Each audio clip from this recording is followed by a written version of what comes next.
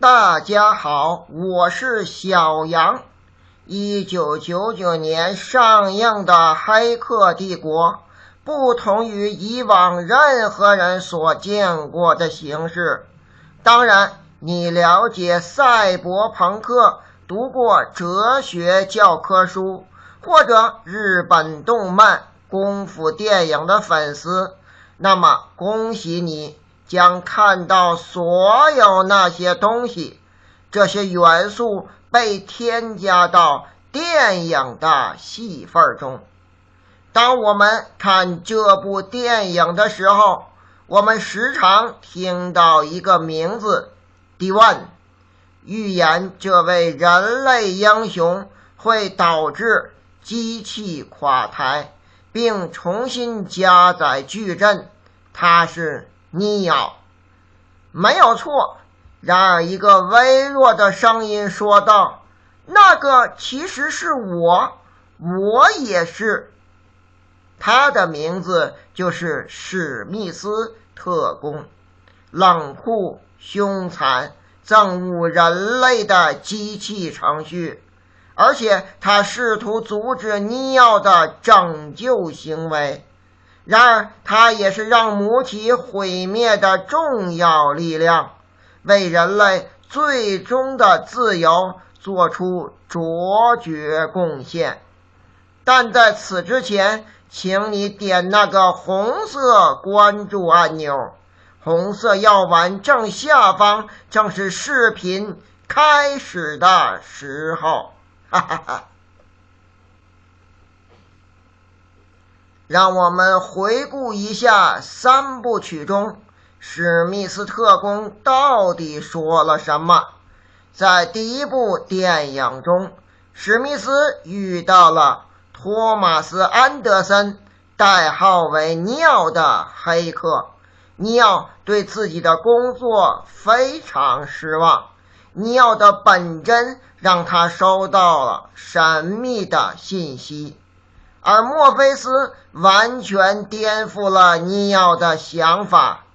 当尼奥得知这个世界是计算机模拟的，人类被机器奴役，使用矩阵保持人类顺从，机器收集人的生物电作为能量，谁有能力超越这个矩阵的规律，他将成为史诗般的救世主。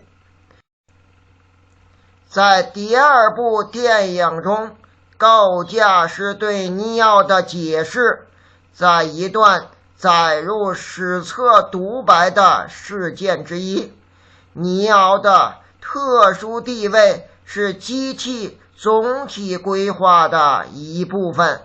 比如我们将数字相除，当它不能除尽时会有余数， D1 基本上是所有这些余数之和。构架师在重新加载的矩阵中说道，你是不可避免的异常程序的集合体， D1 也就是一个大数字球，大 bug， 而造物主也知道这是不可避免的，于是就利用这个 bug 来为机器升级。尼奥就相当于一款升级软件了，只要它存在，矩阵不会完美，并逐渐陷入混乱，直到它崩溃并摧毁全人类，包括人类最后的据点西岸。为了允许矩阵重新加载，让一切变得完美和稳定，最终尼奥回到源头与流氓病毒史密斯战斗。史密斯曾是一个负责维持系统秩序的程序，最终尼奥被史密斯杀死了，但是机械大帝也找到了史密斯的代码，将史密斯这个异常代码全部删除，矩阵终于可以重新加载了，为人机之争带来了和平。盲人耶稣尼奥被带到光明中。让我们看看前面提到的预言引用。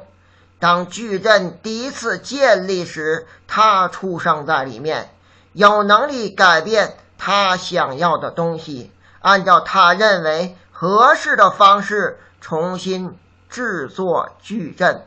他教导了人类真理。当他死亡时，先知预言他将归来，并设想他的到来将迎接矩阵的毁灭，为人类带来自由。所以他必须出生在矩阵中，能够改变并摧毁矩阵，以释放人类。尼奥并不是出生在矩阵的内部，他出生在那些收获颇丰的豆荚中。尼奥被特工史密斯杀死后重生在矩阵中。正如我们在电影中所说的那样，矩阵总共到现在是第6个版本，也就是说，从一个异常情况的出现到下一个异常情况，已经到第6个版本。那时候安德森先生是不在的，史密斯探员从一开始就在矩阵。他说，你知道吗？第一个矩阵被设计成一个完美的人类世界，没有人受苦，每个人都很快乐，那是一场灾难。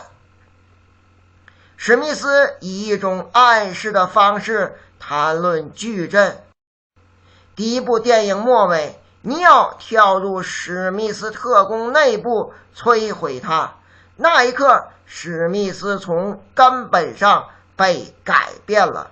在第2部电影中，史密斯重生后变为病毒，正如他向尼奥解释的那样，因为你，我不再是这个系统的代理人，因为你，我变成了一个新人。这展示了史密斯一种新的生活方式。先知的预言中说，那个人将能够改变矩阵，以按照他认为合适的方式重新制作它。实际上，在整个续集中，尼奥并没有改变任何东西，他仅仅可以做一些功夫动作和飞行。在改变矩阵的结构方面，史密斯显示出更大的力量。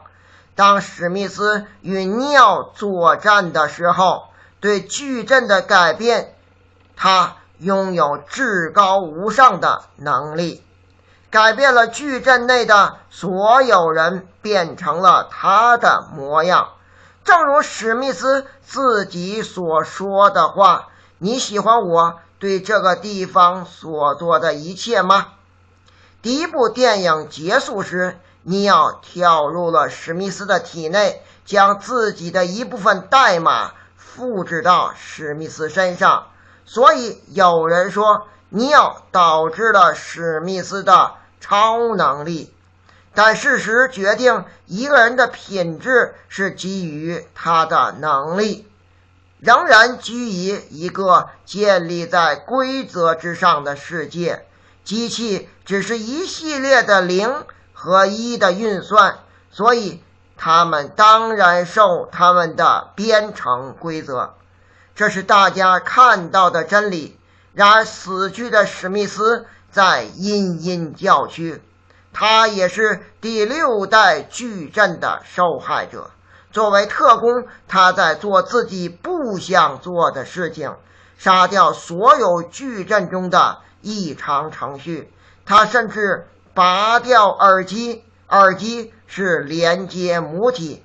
在审问墨菲斯的时候，他解释逃离矩阵的愿望。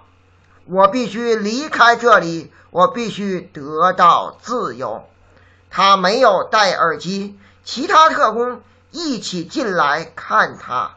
耳机是一个旨在确保安全的程序，矩阵将它与母体直接连接起来。